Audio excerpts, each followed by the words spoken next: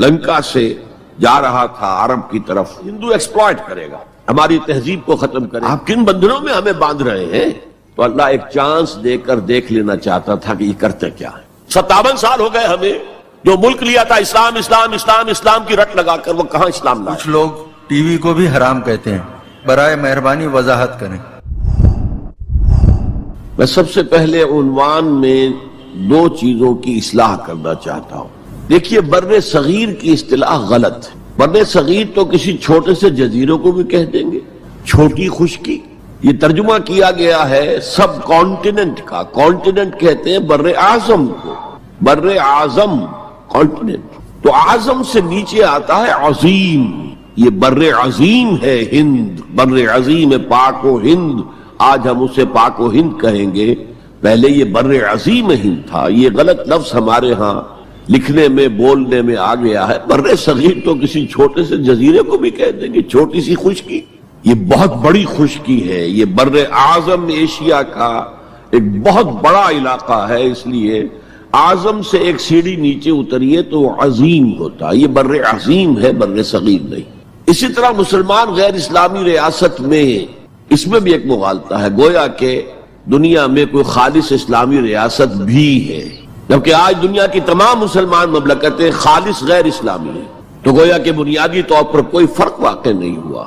مسلم اکثریت کا ملک ہونا اور بات ہے, اور اسلامی ریاست ہونا اور بات ہے. زمین و آسمان کا فرق. بہرحال ان دونوں موضوعات پر میں کوشش کروں گا کہ اپنے خیالات آپ کے سامنے رکھوں, اور مجھے اندیشہ ہے کہ آپ میں بہت سے حضرات میری بعض آراء سے اتفاق نہیں کریں گے, لیکن میں خلوص و اخلاص کا تقاضا پورا نہیں کروں گا, نہ اپنی ذات سے نہ آپ سے. اگر وہی بات آپ سے نہ کہوں اور آپ کے سامنے نہ رکھوں کہ جو میری حقیقی رائے ہے, تو میں چند باتیں رکھوں گا, قبول کرنا نہ کرنا آپ کا کام ہے. دیکھیے, بر عظیم پاک و ہند کے ضمن میں سب سے پہلے تو دو بدقسمتیوں کو نوٹ کر لی. پہلی بدقسمتی یہ کہ یہ بر عظیم دور نبوت کی سعادتوں سے محروم رہا. دور نبوت میں یہاں تک دعوت اسلام نہیں پہنچی. اکا دکا کوئی لوگ مسلمان ہوئے ہیں. مالابار کا کوئی راجہ تھا جس نے شق القمر کا معجزہ اپنی آنکھوں سے دیکھا تھا. اسے جب معلوم ہوا کہ یہ تو اصل میں ایک عرب میں پیدا ہونے والے رسول کی انگلی کے اشارے سے ہوا تھا, تو وہ ایمان لے آئے. لیکن یہ آئسولیٹڈ واقعات ہیں.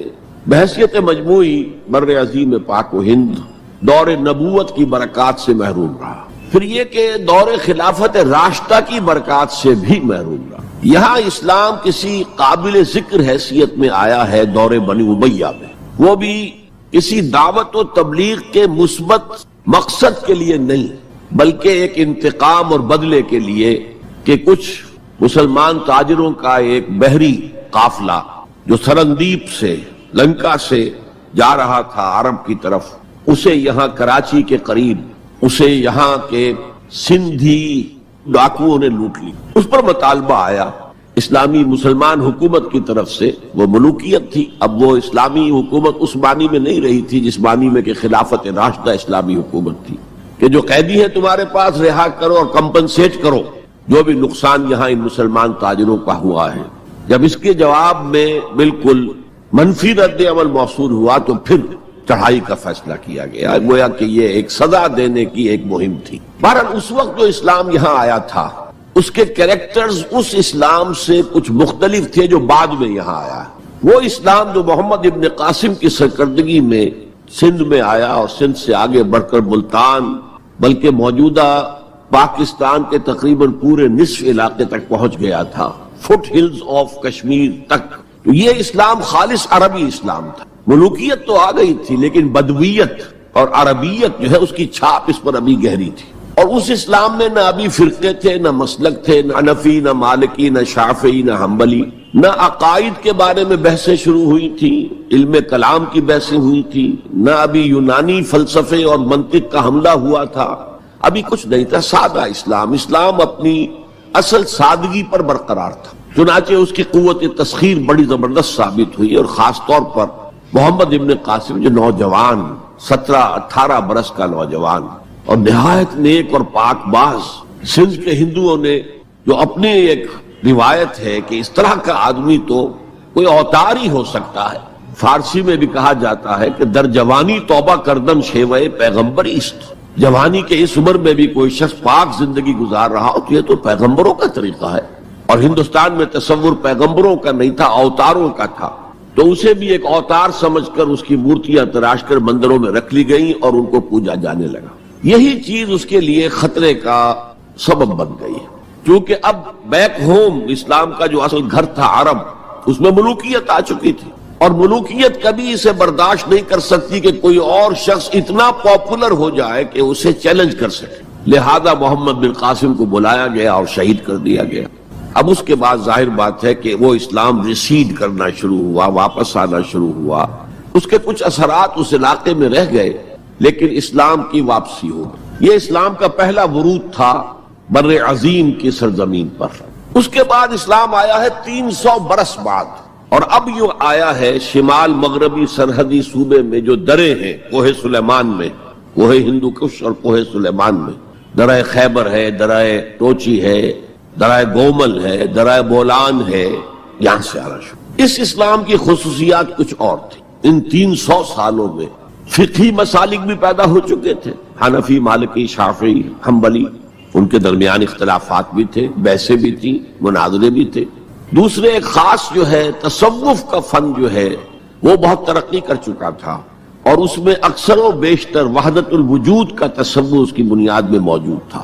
تیسری بات یہ نوٹ کیجئے کہ یہاں جو لوگ آئے وہ سب حنفی تھے، اور یہ ترک قبائل ہی تھے در حقیقت، اور ترکوں میں سے بھی غلام لوگ تھے، اسی لیے پہلا خاندان مسلمانوں کا یہاں خاندان غلاماں کہلاتا ہے۔ ترک غلام تھے یہ، جو اپنی ذاتی صلاحیت اور اپنی استعداد کی بنا پر ترقی کرتے کرتے بادشاہت کے مقام تک پہنچے۔ عالم اسلام میں اس وقت 2 عظیم جگہوں پر غلاموں کی حکومت تھی، اور اس سے اندازہ ہو سکتا ہے کہ اسلام میں غلاموں کا فیوچر کتنا روشن ہے۔ ممالک، مملوک، یہ مصر میں حکمران تھے، وہ بھی غلام تھے۔ خاندان غلامہ، قطب الدین ایبک، شمس الدین التتمش، یہ سب کون تھے؟ غلام تھے۔ بہرحال اب جو اسلام آیا اس میں قیادت کی ایک تسلیس پیدا ہو چکی تھی، توحیدی شان نہیں رہی تھی۔ خلافت راشدہ میں قیادت توحیدی تھی، خلیفہ وقت ہی حاکم بھی تھے، خلیفہ وقت ہی مجتہد بھی تھے، عالم بھی تھے، اور وہی سب سے بڑے اللہ والے بھی تھے۔ لیکن اس کے بعد جو اسلام میں قیادت جو ہے مسلمانوں کی 3 شاخوں میں بٹ گئی۔ سیاسی قیادت وہ تو قبائلی عصبیت کی بنیاد پر قائم ہو رہی ہے، تو سیاست تو ہو گئی طاقت کے بل پر، جس کی لاٹھی اس کی بھینس۔ اس کے بعد جو اس دینی قیادت تھی وہ 2 حصوں میں منقسم ہو گئی، علمی قیادت، علماء، مفسرین، فقہا، محدثین، اور ایک ہو گئی صوفیاء کی قیادت۔ تو یہ تھی کیفیت جس میں کہ بر عظیم پاک و ہند میں اسلام وارد ہوا ہے پہلے ورود کے 300 برس بعد۔ اب اس کے 500 برس کے بعد یہاں ایک اور ایلیمنٹ آیا، اور وہ تھا شیعیت کا۔ آپ کو معلوم ہے کہ سن 1000 عیسوی میں پاکستان کا جو علاقہ اس وقت کا ہے یہ عالم اسلام میں داخل ہو چکا تھا۔ شہاب الدین غوری وغیرہ کی حکومت وہاں تک تو تھی، البتہ دہلی پر 1206 میں تخت دہلی جو ہے مسلمانوں کا 1206 میں شروع ہوا۔ بہرحال اس کے بعد ہم کہہ سکتے ہیں کہ 300 برس بعد یہاں پر یہ شیعیت آئی ہے، داخل ہوئی ہے، ورنہ اس سے پہلے خالص سنی اسلام تھا اور خالص حنفی۔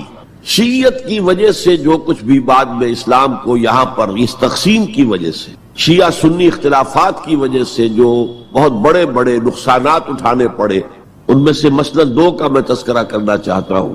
ڈاکٹر امبیڈکر، انہوں نے فیصلہ کیا تھا میں مسلمان ہو جاؤں، گویا کہ یہاں کے اچھوتوں کا مسئلہ وہ اس طور سے حل کرنا چاہتے تھے کہ ہم این بلاک مسلمان ہوں، لیکن جب ان کے بارے میں معلوم ہوا تو پھر وہاں پہنچ گئے کچھ لوگ کہ آپ اس مسلک کو اختیار کریں یا اس کو کریں۔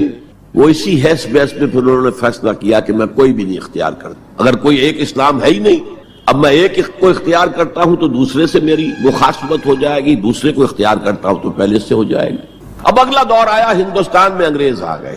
یہاں موجود بہت سے غیر مسلموں کو شاید میری باتیں اب کچھ ناگوار گزریں، لیکن کچھ حقائق ہیں جو تلخ ہیں لیکن حقائق ہیں، انہیں سمجھنا چاہیے۔ انگریزوں نے یہاں آ کر حکومت چھینی سی مسلمانوں سے بیشتر، ویسے تو یہ کہ ہندو راجے مہاراجا بھی تھے، لیکن بیشتر علاقوں میں تو مسلمان حاکم تھے۔ لہذا انہوں نے مسلمانوں کو دبانا بہت ضروری سمجھا، اس لیے کہ جو سابق حاکم ہو ان میں ایسپیریشنز پیدا ہوتی رہتی ہیں کہ ہم تھے یہاں کے حاکم، کیوں نہ واپس حاصل کریں۔ بغاوت کے ان کے اندر جراثیم مسلسل پروان چڑھتے، مسلمانوں کو دبایا اور ہندوؤں کو اٹھایا۔ کیوں کہ ہندوؤں کے لیے معاملہ صرف چینج آف ماسٹرز کا تھا، کوئی بڑا حادثہ تو نہیں تھا۔ پہلے مسلمانوں کے غلام تھے، اب انگریزوں کے غلام ہو گئے، اور اس اعتبار سے انگریز نے بھی انہیں قریب کیا اور ہندوؤں نے بھی مغربی علوم اور مغربی سائنسز کو پڑھنے میں بڑی سبقت کی۔ بنگال میں انگریز آیا، اور بنگال میں آپ کو معلوم ہے اکثر و بیشتر جو سائنسدان پیدا ہوئے جن کی کہ لکھی ہوئی ٹیکسٹ بکس جو ہے بہت عرصے تک استعمال ہوتی رہی ہندوستان میں، یہ کون تھے؟ چیٹرجی، بینرجی، سب کے سب بنگالی تھے۔ ایک اور بات یہ ہے کہ ہندو اپنے ماضی سے بہت دور آ چکے تھے، ان کا ماضی عظمت والا، آخر اشوک کا دور بہت عظمت کا، چندر گپت موریہ کا دور بہت عظمت کا، وکرماجیت کا دور بہت عظمت کا تھا، لیکن وہ بہت پیچھے جا چکے تھے۔ تقریباً مسلمانوں کی آمد کی وجہ سے 1000 سال کا فصل واقع ہو چکا۔ لہذا تہذیب و تمدن کے لیے بھی، جیسے کہ انہوں نے مسلمانوں کے زمانے میں فارسی پڑھی، فارسی پڑھتے تھے، کوڈ لینگویج فارسی ہے، جیسے کہ پھر بعد میں مسلمان اور ہندو اور سب نے انگریزی پڑھی۔ ملازمتیں ملیں گے تو انگریزی پڑھنے والوں کو ملیں گی، راستہ کیریئرز کا کھلے گا تو انگریزی پڑھنے والوں کا کھلے گا۔ اسی لیے کہاوت تھی ہندوستان میں، پڑھے فارسی اور بیچے تیل، دیکھو رے قسمت کے کھیل۔ اب فارسی پڑھ کے تو اسے کہیں حکومت کے اندر اہلکار ہونا چاہیے، اس کی حیثیت کچھ اور ہونا چاہیے، فارسی پڑھ کے اور تیل بیچنا۔ جبکہ مسلمانوں کا معاملہ یہ تھا کہ ان کی تو ابھی تہذیب اور تمدن، ان کی روایات ابھی تازہ تھی، لہذا جو غیر مسلم تھے یہاں کے، انہوں نے انگریزی علوم، انگریزی سائنس، انگریزی تہذیب، اس کو کھلے دل کے ساتھ خوش آمدید کہا، اور مسلمانوں میں ایک زبردست ڈویژن ہو گیا۔ بلکہ ابتدائی ری ایکشن تو بہت سخت تھا، یک طرفہ تھا۔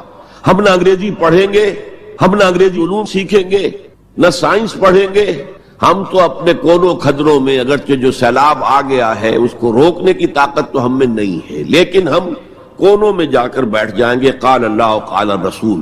اور انگریزی تہذیب سے اس قدر دوری کہ اگر کوئی میز کرسی پر بیٹھ کر کھانا کھا لے تو کرسٹان ہو گیا۔ یہ تو کسی نے چمچہ استعمال کر لیا کھانے میں، کانٹا تو بہت دور کی بات ہے، چمچہ بھی استعمال کر لیا تو کرسٹان ہو گیا۔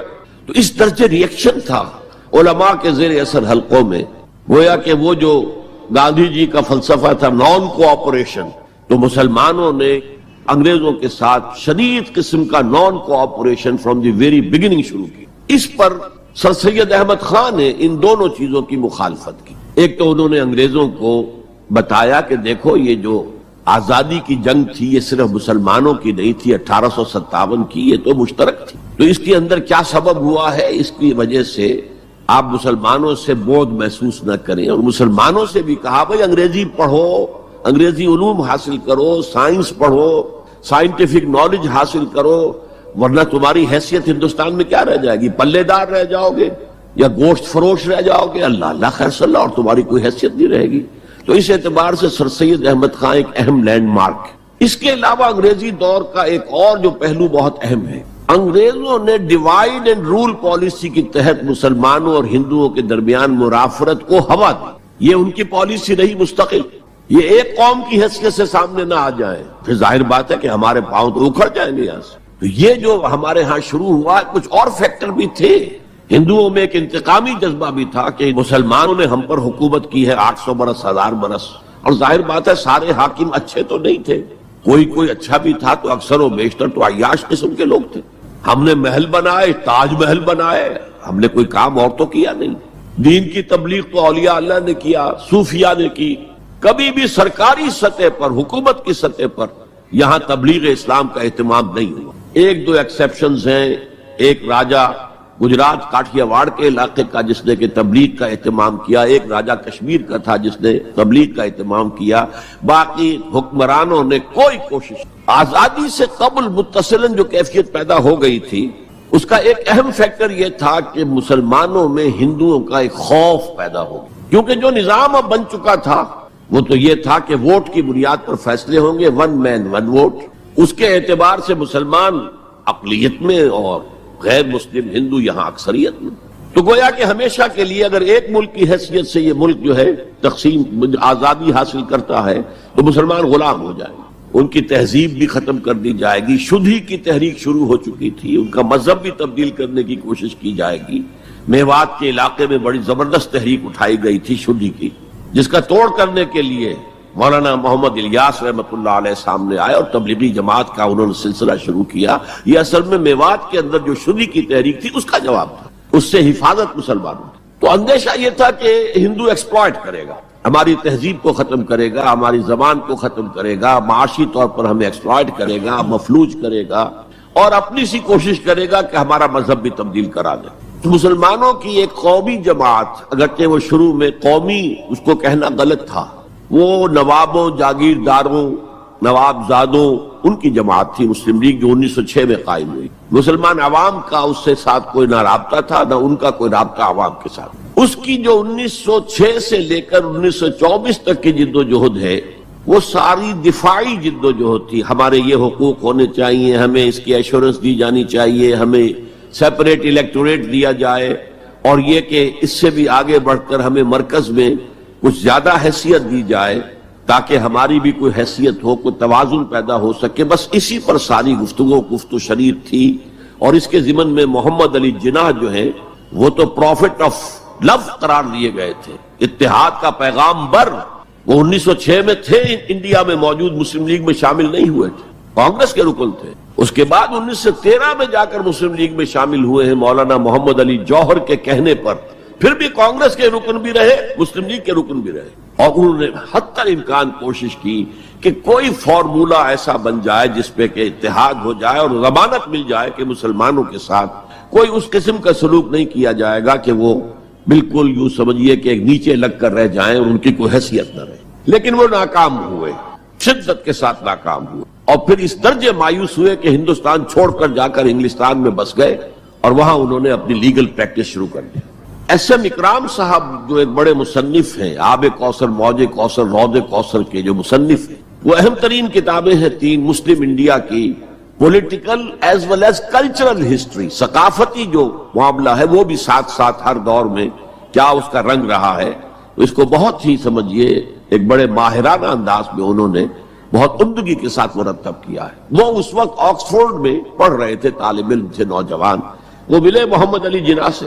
اس وقت تک ابھی وہ قائد اعظم کا تو خطاب انہیں نہیں ملا تھا، محمد علی جناح، اور اس نے کہا آپ ہندوستان چھوڑ کے کیوں آ گئے، ہندوستان کے مسلمانوں کو تو آپ کی ضرورت ہے۔ تو انہوں نے سخت الفاظ کہے تھے کہ ہندو ناقابل اصلاح ہے۔ یہ اس وقت کی ہندو قیادت پر ان کا تبصرہ تھا، اور مسلمانوں کا حال یہ ہے کہ ان کا کوئی لیڈر مجھ سے صبح جو بات کرتا ہے شام تک ڈپٹی کمشنر یا گورنر تک پہنچا دیتا ہے، تو ایسی قوم کی قیادت میں کیسے کروں؟ لیکن اصل میں ایک ٹرننگ فیکٹر آیا ہے، turning point in the history of Muslim league movement, and that was 1930۔ اس میں جو الہ آباد میں مسلم لیگ کا سیشن ہوا تھا، اس میں خطبہ صدارت دیا تھا علامہ اقبال نے۔ علامہ اقبال اس سے پہلے ہندوستان میں ایک سور پھونک چکے تھے کہ اب اسلام کی نشأت ثانیہ کا دور آنے والا ہے، اسلام جو ہے دوبارہ دنیا کے اندر برسر عروج آئے گا۔ ایک امید افزا صورتحال علامہ اقبال نے اپنی ملی شاعری سے پیدا کر دی۔ کتاب ملت بیضا کی پھر شیرازہ بندی ہے، یہ شاخ ہاشمی کرنے کو ہے پھر برگو بر پیدا، سبق پھر پڑھ صداقت کا، شجاعت کا، عدالت کا، لیا جائے گا تجھ سے کام دنیا کی امامت کا۔ نوا پیرا ہو اے بلبل کے ہو تیرے ترنم سے، کبوتر کے تنے نازک میں شاہی کا جگر پیدا۔ اور ویسٹرن سویلائزیشن کو انہوں نے چیلنج کیا تھا، دیار مغرب کے رہنے والوں خدا کی بستی دکان نہیں ہے، کھرا جسے تم سمجھ رہے ہو وہ اب ذرے کم عیار ہوگا، تمہاری تہذیب اپنے خنجر سے آپ ہی خودکشی کرے گی، جو شاخ نازک پہ آشیانہ بنے گا ناپائیدار ہو۔ کہ یہاں فرسٹ ورلڈ وار کے بعد جو عالم اسلام کی کیفیت ہوئی تھی، اس پر کس قدر یاس انگیز، نا امیدی سے بھرا ہوا مرثیہ مولانا حالی نے لکھا تھا۔ قوم کی زبان اس وقت وہ تھی، قومی شاعر جو ہے قوم کی زبان ہوتا ہے۔ پستی کا کوئی حد سے گزر نہ دیکھے، اسلام کا گر کر نہ ابھر نہ دیکھے، مانے نہ کبھی مد ہے ہر جزر کے بعد دریا کا ہمارے جو اتر نہ دیکھے۔ اور آخر میں جو مناجات بحضور سرور کونین صلی اللہ علیہ وسلم، اے خاصہ خاصان رسول وقت دعا ہے، امت پہ تیری آ کے عجب وقت پڑا ہے، وہ دین جو بڑی شان سے نکلا تھا وطن سے پردیس میں، وہ آج غریب الغربا ہے۔ اسی قسم کے مرثیے علامہ شبلی نے کہے، مولانا حمید الدین فراہی نے کہے، لیکن اقبال پہلا شاعر ہے جس نے کچھ مرثیے بھی کہے ہیں۔ جب انگلینڈ جاتے ہوئے وہ گزر رہے تھے سسلی، جزیرہ سسلی کے پاس سے جہاز گزر رہا تھا، تو دل میں ہوک اٹھی ہے، کبھی یہ مسلمان جہاز رانوں کا مرکز ہوتا تھا، بیس ہوتا تھا۔ رولے اب دل کھول کر ہے دیدہ خونابہ بار، وہ نظر آتا ہے تہذیب حجازی کا مزار۔ تھا یہاں ہنگامہ ان صحرا نشینوں کا کبھی، بحر بازی گاہ تھا جن کے سفینوں کا کبھی۔ کہا ہے مرثیہ بھی کہا، اقبال کے ہاں مرثیہ ہے، لیکن ساتھ ہی ایک امید افزا پیغام کہ اب دوبارہ نکل کے صحرا سے جس نے روما کی سلطنت کو الٹ دیا تھا، سنا ہے یہ قدسیوں سے میں نے، وہ شیر پھر ہوشیار ہوگا۔ یہ جو عوامی ایک فضا ان کی شاعری سے پیدا ہو چکی تھی، ملی شاعری سے، انہوں نے 1930 میں آ کر مسلم لیگ کی موومنٹ میں اس کا انجیکشن لگا دیا۔ اسی طرح چلتی ہوئی ایک تحریک تھی، 1906 سے آئی تھی، 24 برس ہو چکے تھے 1930 تک، اب اس میں ایک انجیکشن لگا دیا گیا، احیاء اسلام۔ اس خطبے میں علامہ نے ایک طرف مسلم قومیت کو بہت مستحکم کیا دلائل کے ساتھ، عمرانی دلائل، پولیٹیکل سائنس کے جو مستحکم اصول ہیں ان کی بنیاد پر کہ مسلمان ایک علیحدہ قوم ہے۔ اور نمبر 2 انہوں نے کہا، اور یہ ایک پروفیسی تھی، ایک طرح کی مستقبل کے بارے میں ایک پیشن گوئی تھی، تجویز نہیں تھی۔ پارٹیشن آف انڈیا کی تجویز تو بہت بعد میں آئی ہے، 1940 میں، یہ 1930 کی بات میں کر رہا ہوں۔ تو انہوں نے کہا تھا، مجھے یقین ہے کہ یہ ڈیسٹنی ہے، تقدیر مبرم ہے کہ ہندوستان کے شمال مغرب میں، شمال مشرق کا انہیں اس وقت احساس نہیں ہوا تھا، ایسٹ پاکستان کا جو اب بنگلہ دیش ہے ادھر ان کی نگاہ نہیں گئی تھی، ہندوستان کے شمال مغرب کے اندر ایک آزاد مسلمان ریاست قائم ہوگی، اور اگر ایسا ہو گیا تو ہمیں موقع مل جائے گا کہ دور ملوکیت میں، جس کے لیے لفظ بڑا ثقیل استعمال کیا انہوں نے، عرب امپیریلزم، یہ بنو امیہ، بنو عباس، یہ عرب امپیریلسٹ تھے، یہ عرب قوم کا امپیریلزم تھا، ان کی حکومت اسلام کی عکاسی کرنے والی نہیں تھی، اسلام کی عکاسی کرنے والی تو خلافت راشدہ تھی، ابو بکر تھے، عمر تھے، عثمان تھے، علی تھے رضی اللہ تعالی عنہ۔ تو دور ملوکیت میں یا دور عرب امپیریلزم میں جو داغ دھبے آ گئے ہیں اسلام کے چہرے پر، انہیں صاف کر کے اور صحیح اسلام کی ایک شکل دنیا کو دکھائیں، یہ انجیکشن ہے پازیٹیو مقصد کا۔ اس وقت تک، اس سے پہلے تک تحریک صرف ایک منفی جذبے پر چل رہی تھی، ہندو کا خوف، ہندو اکثریت کا خوف، ایکسپلائٹیشن کا اندیشہ، لیکن اب اسے ایک مثبت بنیاد مل گئی۔ 1932 میں قائد اعظم گئے انگلستان، لندن، گول میز کانفرنس میں، جناح صاحب اس میں شریک نہیں تھے اس لیے کہ وہ تو ویسے ہی سیاست کا میدان چھوڑ چکے تھے۔ اس موقع پر پھر علامہ اقبال نے ملاقاتیں کی ہیں جناح صاحب سے، اور وہی انجیکشن ان کو بھی لگا، اور انہیں پھر آمادہ کیا کہ آئیں واپس ہندوستان، اور اس انجیکشن کے حوالے سے مسلمانوں نے ہند کو منظم کریں اور جمع کریں۔ تو یہ پھر تحریک پاکستان جو ہے، چونکہ مسلمانوں کے جذبات کے ساتھ اس کی ہم آہنگی، معجزہ ہو گیا کہ مسلم مائنورٹی کے پروونسز نے کس طریقے سے یکجا اور یکسو ہو کر اس موومنٹ کو سپورٹ کیا، حالانکہ انہیں معلوم ہے کہ کسی بھی حساب سے ان کے تو پاکستان میں شامل ہونے کا کوئی امکان تھا ہی نہیں، بلکہ تحریک مسلم لیگ اصل میں مائنورٹی پروونسز کی تحریک تھی۔ جو صوبے بعد میں پاکستان میں شامل ہوئے ہیں ان میں سرحد میں تو کانگریس کی حکومت تھی ٹل دی لاسٹ ڈیٹ، پنجاب میں یونینسٹ حکومت تھی ٹل دی لاسٹ ڈیٹ، صرف ایک سندھ تھا مغربی پاکستان میں کہ جو وہاں مسلم لیگ کی حکومت تھی۔ ہاں، بنگال میں مسلم لیگ کی حکومت تھی، اور بنگال ہی مولد ہے جہاں ولادت ہوئی ہے 1906 میں مسلم لیگ کی، اور طویل ترین عرصے تک مسلم لیگ کی حکومت وہاں رہی۔ اب بھی وہاں پر تحریکیں چلتی رہتی ہیں اینٹی پاکستان، 2 مرتبہ پاکستان نے ایئر فورس بھی استعمال کی ہے وہاں پر، یہ سب کچھ آپ کو معلوم ہے۔ بہرحال اس کے نتیجے میں ملک تقسیم ہو گیا، اور 2 قوموں کے درمیان جو نفرت اس دوران میں پیدا ہو گئی تھی وہ ایک آتش فشاں کی طرح پھٹ پڑی۔ جو کچھ ہوا ہے پارٹیشن کے وقت، میں نے آپ کو بتایا تھا انگریزوں سے آزادی ہم نے حاصل کی، لیکن ہم نے نہ ایک انگریز کو مارا نہ کسی انگریز نے ہم میں سے کسی کو مارا، لیکن جو آپس کی خوریزی ہوئی ہے، تاریخ انسانی کی عظیم ترین ٹرانسفر آف پاپولیشن، کروڑوں انسان ادھر سے ادھر، ادھر سے ادھر ہو گئے، اور پھر عظیم خوریزی، بربریت، وحشت، معلوم ہوتا کہ نفرت کی کوئی آگ اندر جل رہی تھی، بس اسے موقع چاہیے تھا کہ وہ ابھر آئے۔ وہ میں کچھ نہ کچھ تجزیہ کر چکا ہوں کہ یہ نفرت جو ہے کچھ انڈیجینس بھی تھی، کچھ تھی، ان کے اندر ایک جذبہ انتقام تھا کہ ان مسلموں نے ہم پر حکومت کی اتنے عرصے، لیکن اس میں بڑا حصہ جو ہے وہ انگریز کی ڈیوائڈ اینڈ رول پالیسی کا تھا، اور وہ جاتے جاتے ایک بون آف کنٹینشن بھی ڈال گیا کہ یہ دونوں اس پر لڑتے رہے تاکہ ہمارے خلاف کوئی جذبہ نفرت ان کے اندر نہ ابھرے۔ تو یہ انگریز کی پالیسی تو یقیناً بہت کامیاب تھی، لیکن وہ نفرت کا جو عالم اس وقت تھا اس کو آپ اس وقت امیجن نہیں کر سکتے۔ وہ نوجوان جو پیدا ہی ہوئے بعد میں پارٹیشن کے بھی 20 25 30 سال بعد پیدا ہوئے، انہیں کیا اندازہ ہو سکتا ہے؟ قطعاً اندازہ نہیں ہو سکتا۔ کبھی کبھی ربط ہو جاتا ہے معاملہ، جیسے کہ کبھی کسی جگہ ہو گیا، کبھی کسی جگہ ہو گیا، ابھی حال ہی میں جو کچھ گجرات میں ہو گیا تھا وہ ہو جاتا ہے، لیکن یہ کہ کوئی ہندو اور مسلمانوں کے درمیان وہ دشمنی اور وہ معاملہ اب نہیں ہے، بلکہ بہت سے لوگ اس کو امیجن ہی نہیں کر سکتے کہ معاملہ کس حد تک پہنچ گیا۔ اس کے بعد ایک خیال یہ تھا ہندوستان میں کہ پاکستان جلدی ختم ہو جائے گا، اور اس کی کوششیں بھی کی گئیں۔ پاکستان کے حصے کا روپیہ روک لیا گیا، پاکستان کے حصے کے ہتھیار روک لیے گئے۔ پاکستان نے اس کو محسوس کیا کہ it's a threat to its existence, جس کے نتیجے میں، جس کے رد عمل میں وہ امریکہ کی جھولی میں جا گرا۔ It was a re action.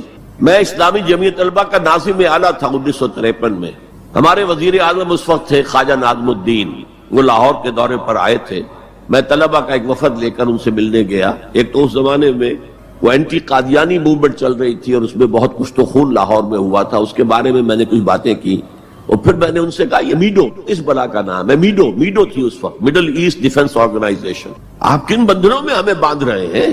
بہت ہی بھلے آدمی تھے۔ مجھے واقعہ یہ ہے کہ ایک ہی میری تو ملاقات ہے، لیکن اس شخص کی شرافت کا اور سادگی کا جو نقش قائم ہوا میرے دل پر وہ آج تک موجود ہے۔ کہنے لگے دیکھیے یہ معاملہ جو ہے یہ حکومت کا ہے، یہ آپ نوجوان ہیں، طالب علم ہے، آپ کا اس سے کوئی سروکار نہیں۔ میں ذرا نٹ کھٹ قسم کا تھا اس وقت بھی نوجوان، میں نے کہا جناب آپ ہمیں ان بندھنوں میں باندھ کر آپ چلتے بنیں گے، ملک تو ہم نے سنبھالنا ہے بعد میں، we must know what you are doing. بس یہ کہنے پر اچھا آگے کوئی جواب نہیں۔ دیکھیں الفاظ 3 جملے ان کے سنا رہا ہوں، یہ پوری ہماری تاریخ کا لب لباب بنتا ہے۔ دیکھیے پنڈت جی تو نہیں چاہتے نا کہ پاکستان قائم رہے، پنڈت نہرو، اور ہم اکیلے تو ہندوستان کا مقابلہ نہیں کر سکتے نا، تو ہمیں تو کوئی سہارا چاہیے نا۔ 3 جملے، یہ پاکستان کی فورن پالیسی کا اول روز سے کارنر سٹون ہے۔ بلکہ یہاں میں ذرا ضمنی طور پر بتا دوں کہ پاکستان کے قائم ہونے اور قائم رہنے میں کتنا بڑا ہاتھ اور کتنا بڑا دخل پنڈت نہرو کا ہے۔ دیکھیے ایک جینیس شخص تھا ابوالکلام آزاد، جینیس، اس میں کوئی شک نہیں، اور کیبنٹ مشن پلان کا مرتب کرنے والا وہی تھا۔ کیبنٹ مشن پلان کو مسلم لیگ نے بھی تسلیم کر لیا کہ ہندوستان 3 زونز کے مشتمل ہوگا، آزاد ہوگا، مرکزی حکومت ایک ہوگی، ایک ویسٹرن زون، ایک ایسٹرن زون، ایک سینٹرل زون، یعنی تقریباً وہی جو پاکستان کا نقشہ تھا کہ ایک مغربی پاکستان، ایک مشرقی پاکستان، ایک نیچے بھارت۔ سینٹرل گورنمنٹ کے پاس فلاں جو ہے یہ اہم ترین چیزیں تو سینٹرل گورنمنٹ کے پاس ہوگی، فورن پالیسی ہوگی، بجٹ ہوگا، مالیات کا معاملہ ہوگا، ڈیفنس ہوگا، یہ ان کے پاس ہوگا، کمیونیکیشنز ہوگی۔ باقی یہ ریجنز جو ہیں ان کو حق ہوگا وہ اپنے فیصلے کریں، اپنے معاملات چلائیں، اپنے قوانین بنائیں۔ ایک شق اس میں ایسی تھی کہ 10 سال کے بعد کسی بھی حصے کو، کسی زون کو سیسیڈ کرنے کا، علیحدہ ہونے کا حق حاصل ہوگا۔ گویا کہ کم سے کم 10 سال کے لیے آزاد پاکستان کا مطالبہ ختم، قائد اعظم نے مان لیا۔ تو اب اگر کوئی امکان تھا تو وہ 10 سال کے بعد تھا نا۔ اب کس نے بنوایا پاکستان؟ وہ تو چونکہ مولانا آزاد اس درجے بددل ہو چکے تھے، قائد اعظم نے انہیں شو بوائے کہہ کے اتنا جو ہے بددل کر دیا تھا کہ انہوں نے کانگریس کی صدارت چھوڑ دی۔ تو کہا گیا ان سے آپ صدارت قبول کریں، نہیں، پنڈت جی ہو گئے صدر۔ اور پنڈت جی سے جب پوچھا گیا کیبنٹ مشن پلان کے بارے میں تو انہوں نے کہہ دیا ایک دفعہ ہندوستان آزاد ہو جائے پھر کون کسی کو علیحدہ ہونے دیتا ہے۔ بات تو سچی تھی، نکل جاتی ہے جس کے منہ سے سچی بات مستی میں، فقیہ مسئلہ بھی سے وہ رندے بادہ خار۔ اچھا بات تو سچی تھی لیکن کہنے کی نہیں تھی اس وقت۔ اس پر فوراً قائد اعظم نے ریورس گیئر لگایا کہ اگر نیت یہ ہے تو پھر ہم نہیں مانتے، وی آر گوئنگ بیک۔ تو عالم واقعہ میں پاکستان کس نے بنوایا 1947 میں؟ ہسٹری کا تجزیہ کیجئے، سمجھئے یہ کچھ اللہ تعالیٰ کی مشیت تھی۔ تمام انسانوں کے دل حضور کی ایک حدیث کے مطابق اللہ کی 2 انگلیوں کے مابین ہوتے ہیں، وہ جدھر چاہتا پھیر دیتا۔ یہ اللہ کی حکمت تھی۔ اللہ چاہتا تھا کہ یہ مسلمانان ہند جو کہہ رہے ہیں اے اللہ ہمیں آزادی دے، انگریز سے بھی دے، ہندو سے بھی دے، تیرے دین کا بول بالا کریں گے ہم، تیرے نبی کا دین قائم کریں گے. تو اللہ ایک چانس دے کر دیکھ لینا چاہتا تھا کہ یہ کرتے کیا ہے. حالانکہ لارڈ ماؤنٹ بیٹن کی تجویز تھی کہ 14 اگست کو انڈیا پہلے اس کی فریڈم ڈکلیئر ہو اور 15 کو پاکستان کی ہو. تاریخ بدل جاتی. یہاں کے پنڈتوں نے کہا کہ 14 جو ہے وہ منحوس دن ہے، لہذا انہوں نے کہا 15 تو 14 کو پاکستان، اور وہ 27ویں شب تھی رمضان مبارک کی. یہ اصل میں ایسا ہی معاملہ ہے جیسے کہ مصر میں بنی اسرائیل نے حضرت موسیٰ سے کہا تھا کہ اے موسیٰ، تمہارے آنے سے پہلے بھی ہم پر تشدد ہوتا تھا اور ہمیں ہر طرح ستایا جاتا تھا، تمہارے آنے کے بعد بھی حال ہمارا تو وہی ہے، ہماری تو کوئی بھلائی نہیں ہو سکی. تو حضرت موسیٰ کا ایک جواب جو ہے وہ وہاں پر منقول ہے، عَصَىٰ رَبُّكُمْ أَن يُهْلِكَ عَدُوَّكُمْ، قریب ہے کہ تمہارا رب تمہارے دشمن کو ہلاک کر دے، وَيَسْتَخْلِفَكُمْ فِي الْأَرْضِ، اور تمہیں زمین میں طاقت دے، فَيَنْظُرَ كَيْفَ تَعْمَلُونَ، پھر وہ دیکھے گا تم کیا کرتے. وہ انہوں نے جو کچھ کیا تھا وہ اس کی تاریخ میں آپ کے سامنے بیان کر چکا ہوں. اب صورتحال تبدیل ہو رہی ہے.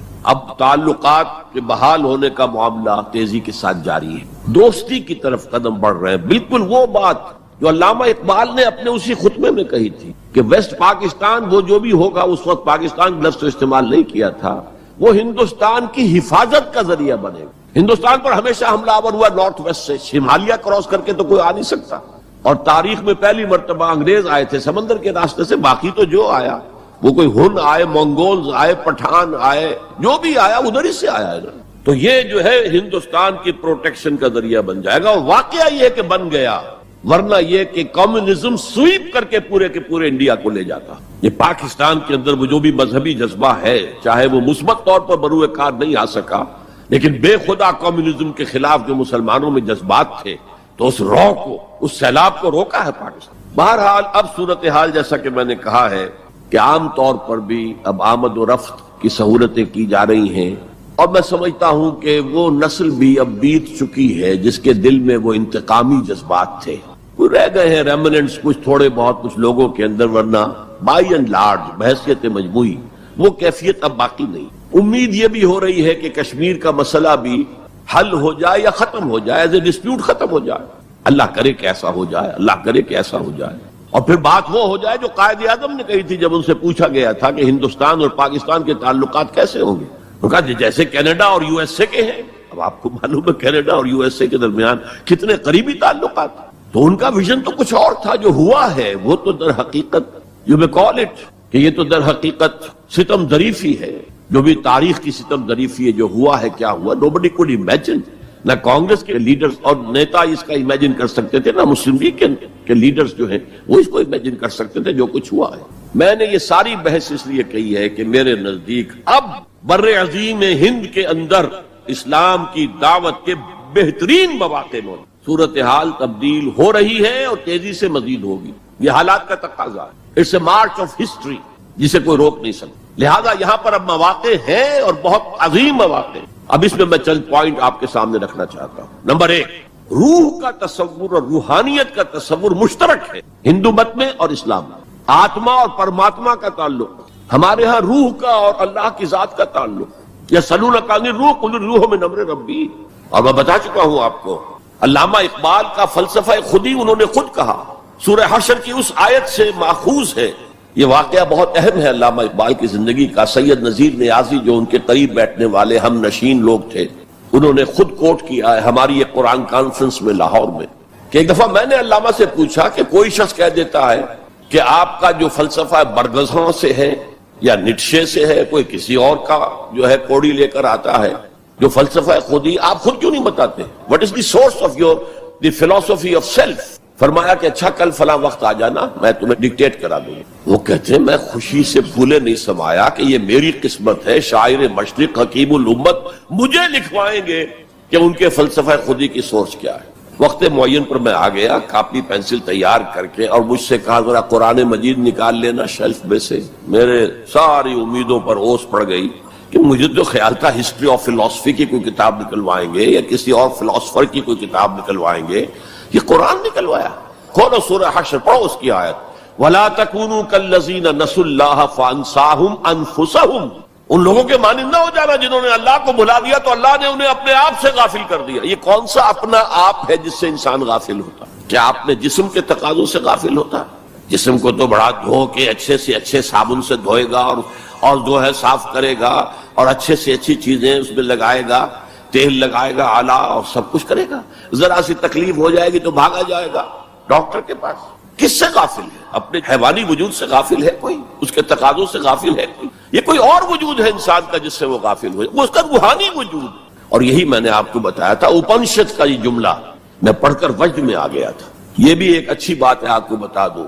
ایک زمانے میں جبکہ امریکہ میں نے کہا تھا تھر تھر کانپ رہا تھا، جو سیلاب کمیونزم کا جا رہا تھا، پورے ایسٹرن یورپ کو کھا گیا تھا وہ نظام، اور ان کے پاس توڑ کوئی نہیں تھا. دنیا بھر کے غریبوں کے لیے ایک روشنی کا پیغام تھا، ایک امید کا پیغام تھا. ہیو ناٹس کے لیے ایک بڑی اپیل تھی. کہاں سے کہاں وہ پہنچ چکا تھا، لیٹن امریکہ پہنچ چکا تھا. کوئی انویژن تو نہیں ہوا تھا. It was the invasion of the فلسفی، invasion of an ideology, Marxism. تو انگریز جب کانپ رہا تھا امریکہ، تو اس نے ملینز کی تعداد میں قرآن شائع کیا، انگریزی ترجمہ. یہ گلوریس قرآن، مارمیڈیوک پکتھال کا ترجمہ، اور مسلمانوں میں تقسیم کیا. بابا تم اپنے قرآن کو پڑھو، دیکھو، اپنے دین کے ساتھ جم کر رہو. اس بے خدا جو ہے یہ نظام، اس کو ترک کرو، چھوڑو. اور ہندوؤں کے لیے گیتا میں نے پڑھی اس وقت، انگریزی ترجمہ.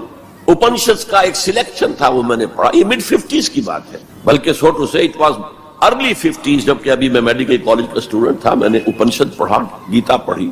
اپنشد کا صرف ایک سلیکشن تھا، گیتا پوری تھی.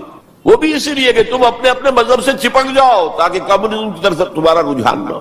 یہ اس کے اس خوف کا مذہب ہے. بہرحال اس کے مقابلے میں روح اور روحانیت، آتما اور پرماتما، یہ تصورات جو ہے ایمبیڈڈ ہیں. آپ اگر وہ جملہ سنیں، میں نے پہلے بھی سنایا ہے اپنشد کا، جو بالکل معلوم ہوتا ہے اس آیت کی ترجمانی ہے. Man in his ignorance identifies himself with the material sheets which encompasses real self. اس کی اصل خودی، اصل انا تو اندر کی ایک حقیقت ہے. اس کے گرد یہ گوشت پوشت کا کور چڑھا دیا گیا ہے. انسان اس کو سمجھتا ہے یہ میں ہوں، یہ میں نہیں ہوں. میں تو وہ خودی ہوں، وہ انا ہوں، وہ ایگو ہوں، وہ آتما ہوں جو اس شریر کے اندر ہے. یہ تصور جس قدر سٹرونگ ہے ہندو مت کے اندر، انہیرنٹ ہے اسلام میں بھی، اور آج کی دنیا اسی کے خلاف تو جا رہی ہے. The world is world of matter only. What is beyond matter we don't care.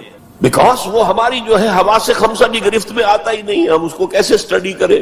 ہم تو چیزوں کو دیکھتے ہیں، سنتے ہیں، چکھتے ہیں، چھوتے ہیں، سونگھتے ہیں، نتیجے نکالتے ہیں. تو یہ دنیا ورلڈ آف میٹر تو جو ہے ہمارا میدان ہے انکوائری کا، تفتیش کا، تحقیق کا. لیکن یہ کہ وہ ماورائے مادہ، ماورائے طبیعت، میٹا فزکس، اس سے ہمیں کوئی دلچسپی نہیں ہے. خدا یا نہیں ہے، ہوگا. یہ کائنات تو ہے نا. روح کوئی ہے یا نہیں ہے کس نے دیکھی؟ جسم تو ہے نا. آخرت کوئی ہے یا نہیں ہے؟ یہ دنیا تو ہے نا. تو جو ہے، جو واقعہ ہے، جو ریئلزم اسی کا نام ہے، جو ریئل ہے، اس تک اپنی توجہ محدود رکھو. جو مذہب کے ایسنس کے خلاف ہے، اس مذہب میں ہندو مت اور اسلام مشترک.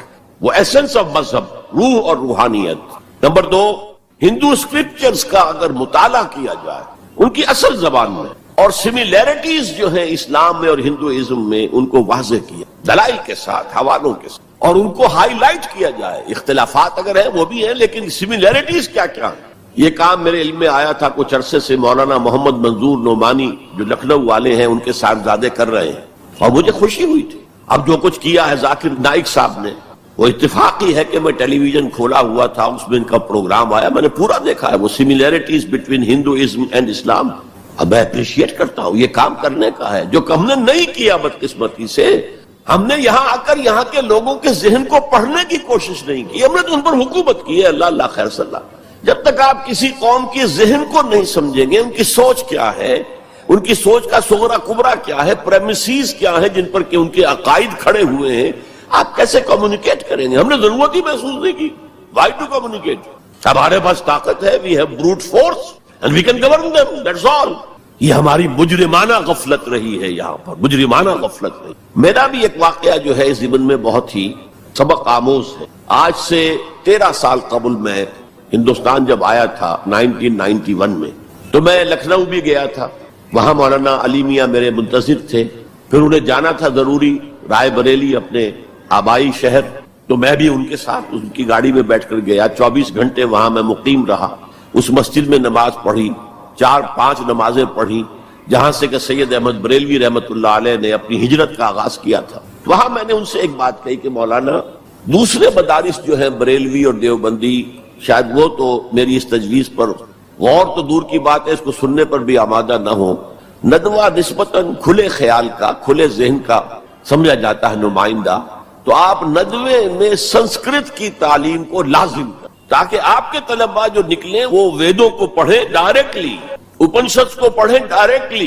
کہنے لگے ہاں یہ تو آپ نے بہت اچھی بات کہی، بہت صحیح بات ہے، بہت صحیح ہے۔ لیکن 2 سال کے بعد شکاگو میں ایک کانفرنس میں وہ بھی مدعو تھے، میں بھی مدعو تھا، ہم دونوں ملے، میں نے پوچھا مولانا وہ آپ نے کچھ کیا؟ کہنے لگے میں تو بھول ہی گیا۔ اس سٹیج پر وہ آ چکے تھے کہ وہ نسیان انہیں ہو گیا، انہیں یاد ہی نہیں رہا کہ مجھ سے انہوں نے وعدہ کیا ہے، لیکن میں نے یہ بات ان سے کہی تھی۔ میرے علم میں آیا یہاں ہی کہ ایک مصنف شمس نوید عثمانی، جن کی کتاب آپ نے پڑھی ہوگی اب بھی نہ جاگے تو، کافی دن ہو گئے میں نے وہ کتاب پڑھی تھی، اس میں ڈوبائے ایک فرینچ اورینٹلسٹ جو ہے اس کے رائے انہوں نے کوٹ کی، میں حیران رہ گیا۔ وہ 40 برس تک انڈیا میں مقیم رہ کر اس نے ہندو اسکرپچرز کا مطالعہ کیا، and he came to the conclusion that Manu is actually مہانوح، حضرت نوح علیہ السلام کا منو، مہانوح، اور منو سمرتی جو ہے حضرت نوح علیہ السلام کی شریعت۔ یہ ایک کرسچن ہے، اس کی تحقیق ہے، اس تحقیق کو اب انہیں ہائی لائٹ کیا جائے، اسے عام کیا جائے، اس کو پہنچایا جائے، تو پھر وہ جو ہے مغایرت کے پردے جو حائل ہیں، وہ مغایرت کے پردے کچھ اٹھیں گے، ذہن کچھ کھلیں گے، بات کرنے کا، کمیونیکیشن کا موقع بنے گا۔ اب آ رہی ہے وہ بات جو میں سمجھتا ہوں کہ آپ کو اچھی نہیں لگے گی۔ میری رائے یہ ہے کہ کسی بھی صورت میں آپ کو سیکولرزم کی حمایت نہیں کرنی چاہیے۔ اسلام کی روح سے سیکولرزم کفر ہے، اور وہ اگر واگا کے مغرب میں کفر ہے تو مشرق میں بھی کفر ہے۔ آپ اس کی پروٹیکشن لینا چاہتے ہیں، اس کی امبریلا کے تحت آنا چاہتے ہیں، یہ آپ کی قومی جو ہے فرار، ورنہ سیکولرزم کس شے کا نام ہے؟ کیا اسلام کسی درجے میں کمپیٹیبل ہے اس کے ساتھ؟ سیکولرزم کا مطلب یہ ہے کہ آپ ایک سرکل بنا لیں، اس سرکل کے اندر ہے پولیٹیکو سوشو اکنامک سسٹم، یہ تو ہوگا، کسی بھی مذہب سے کوئی تعلق نہیں اس کا۔ عوامی حاکمیت جو بدترین شرک ہے، اس کی بنیاد پر جو پارلیمنٹ آئے، جو کوئی مجلس ملی آئے، جو کوئی کانگریس آئے، وہ جو ہے قانون بنائے، ہومو سیکسولیٹی کو جائز قرار دے، اجازت ہے، ہومو سیکسول میرجز کو رجسٹر کروائے، ٹھیک ہے، it has no reference to any religion whatsoever. ہاں اس سرکل کے پیری فری پر چھوٹے چھوٹے سرکلز بنا دیجئے، یہ ہندو مت ہے، یہ اسلام ہے، یہ سکھ مت ہے، یہ بدھ مت ہے، یہ فلاں ہے، یہ کرسچینٹی ہے، یہ جوڈائزم ہے، یہ ہے ٹاؤزم ہے، یہ رہیں گے پیری فری پر۔ یہ انفرادی معاملہ ہے زندگی کا، اور اس میں آزادی ہے ہر ایک کو، جو چاہے بلیفز رکھے، ایک خدا کو مانے، 100 کو مانو، کسی کو نہ مانے، ٹھیک ہے، شہری تو ہے وہ، جس طرح چاہے پوجا پاٹ کرے، درخت کو پوجے، پتھروں کو پوجے، بتوں کو پوجے، ایک انسین خدا کو پوجے، جس کو چاہے پوجے، سورج کو پوجے، چاند کو پوجے، جو چاہے پوجے، سوشل کسٹم جو چاہے رکھے، بہرحال ہر ایک کا اپنا خیال ہے۔ ان چیزوں میں ہر شخص آزاد ہے، لیکن یہ پولیٹیکل سسٹم، یہ کرمنل لا جو بھی ہے، پھر اکنامک سسٹم، سود، سیوا، سب جائز ہیں۔ کسی مذہب کے حرام قرار دینے سے ان کو نہیں روکا جائے گا، کسی آسمانی ہدایت کو دلیل کے طور پہ تسلیم نہیں کیا جائے گا، چاہے وہ تورات ہو، چاہے قرآن ہو، چاہے کوئی اور آسمانی کتاب ہو، ہندوؤں کی کتابیں ہو، وہ تسلیم نہیں کی جائیں گی۔ This is not compatible with Islam, how can the Muslims accept it?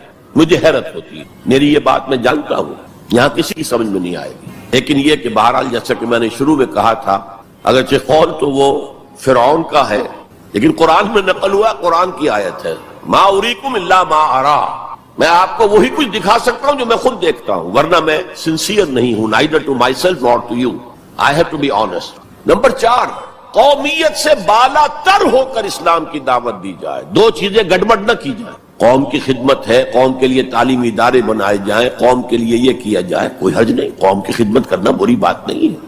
ایک مسلمان قوم کو فرعون کی غلامی سے نجات دلانے کے لیے اللہ نے حضرت موسیٰ جیسے پیغمبر کو بھیجا، جنہوں نے جاتے ہی اول وہلے میں پہلی ملاقات فرعون سے ہوئی ہے تو مطالبہ کر دیا، نرسل معنا بنی اسرائیل، ہمارے ساتھ بنی اسرائیل کو یہاں سے جانے دو، ولا تعذبہم، ان پر سختی نہ کرو، ٹارچر نہ کرو، ان پر تشدد نہ کرے، ان پر سیکیوٹ نہ کرو، اور اللہ نے حضرت موسیٰ علیہ السلام کے ذریعے سے اس قوم کو نجات دے دی۔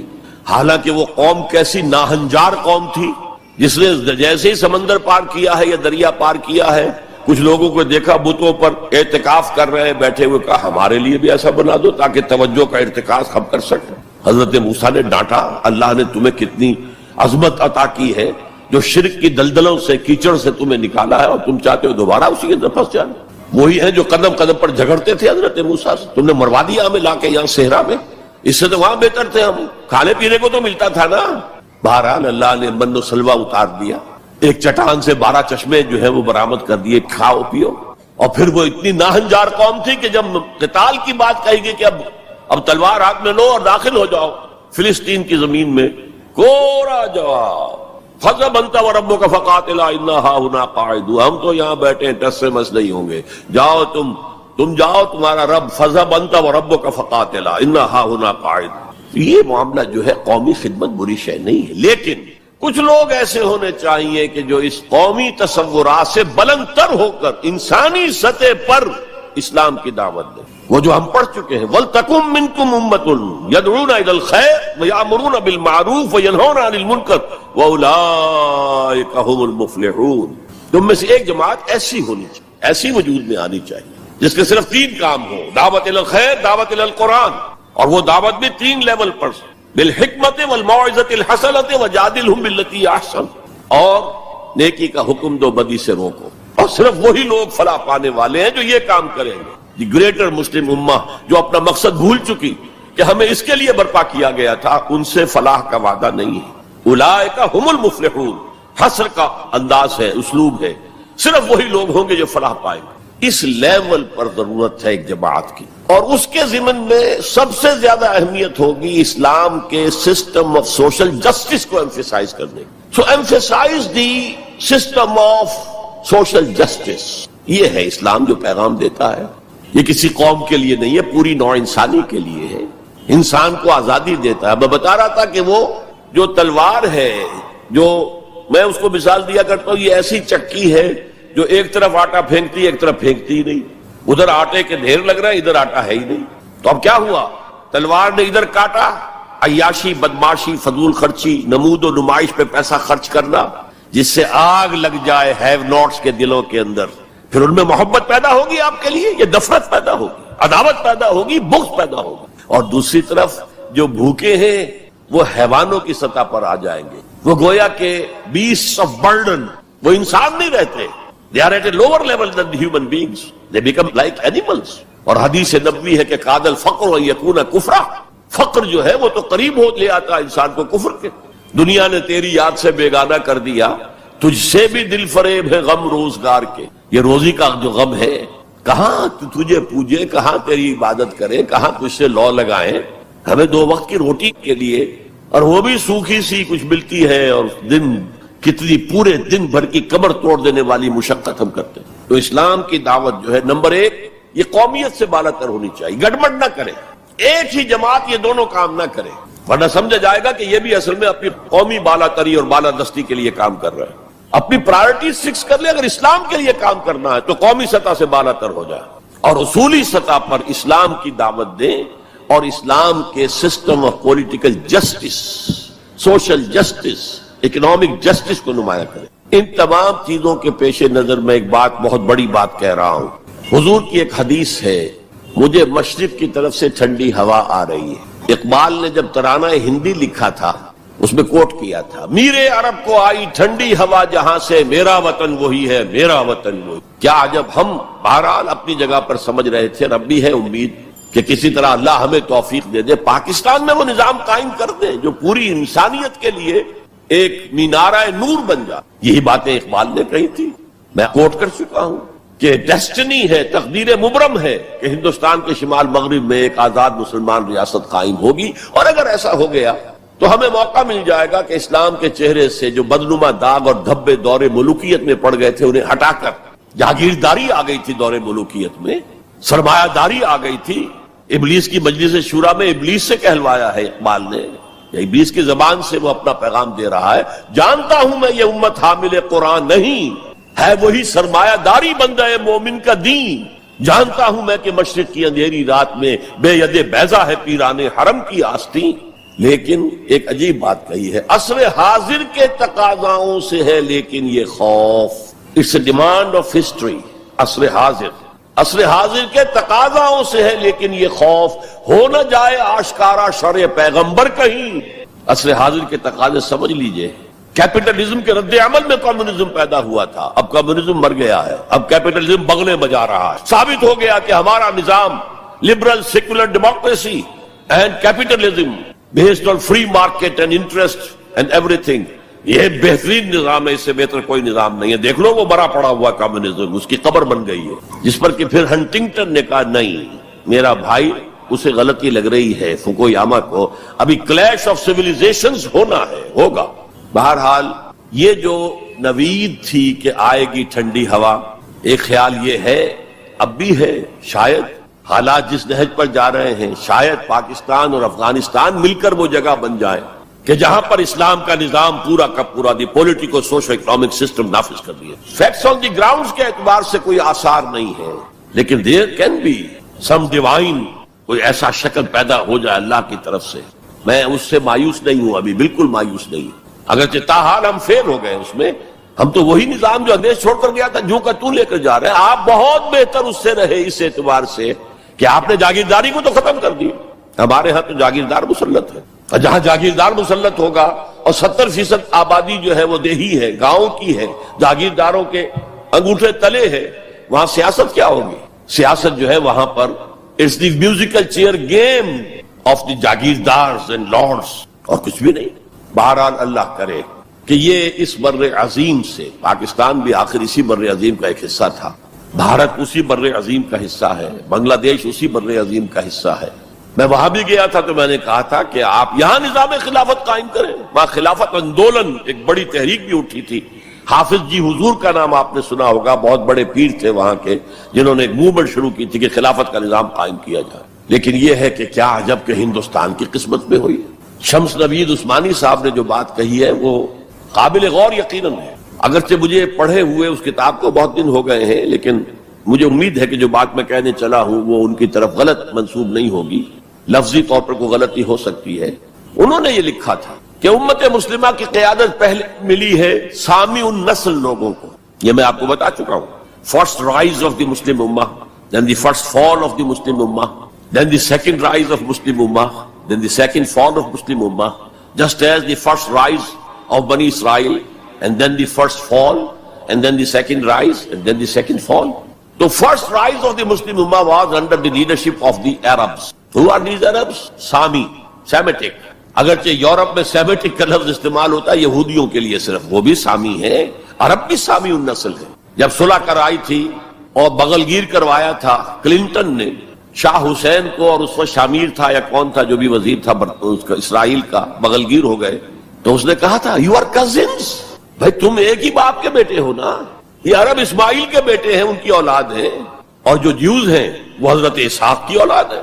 حضرت اسحاق کے بیٹے حضرت یعقوب، ان کے 12 بیٹے، ان سے 12 نسلیں، 12 قبیلے جو ہیں بنی اسرائیل کے. تو یو آر کزنس. تو سامی النسل، پہلی قیادت سامی، حضرت سام، یہ بیٹے تھے حضرت نوح کے.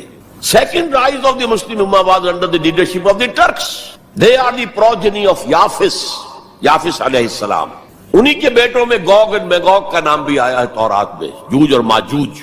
وہ اصل میں سینٹرل ایشیا کے ماؤنٹینز کو کراس کر کے تو شمالی جو میدان چلتا ہے رشیا وغیرہ کا، اور پھر نیچے وہ منگولیا اور چائنا کے ساتھ، اور ادھر ویسٹ میں پھر وہ اسکینڈینیوین کنٹریز سے ہو کر ادھر سے اتر کر لوگ جو آئے ہیں اینگلو سیکسنز، انگلستان میں آئے ہیں یا اور یورپ کے حصے میں آئے ہیں. یہ سب نسل ہے یافس کی. تیسری نسل ہے حام کی، اس میں یہ انڈو گریک اینڈ ایرانی ایرینز، سب سے بڑی تعداد ان ایرینز کی کہاں ہے؟ یہ حام کی نسل سے ہے. اور شمس نوید عثمانی نے لکھا تھا کہ اب جو اسلام کی اور امت مسلمہ کی قیادت ہے وہ حام کی نسل کو منتقل ہوگی. دی تھرڈ رائز آف اسلام، جس پر میں حدیثیں آپ کو سنا چکا ہونا ہے، وہ تقدیر مبرم ہے. پوری دنیا پر اسلام کا غلبہ ہو کر رہے گا. علامہ اقبال نے کس خوبصورتی سے کہا ہے، ہر کو جا بینی جہان رنگ و بو، تم جہاں کہیں بھی رنگ و بو کا مظہر دیکھتے ہو، خوشنمائی، خوشبو،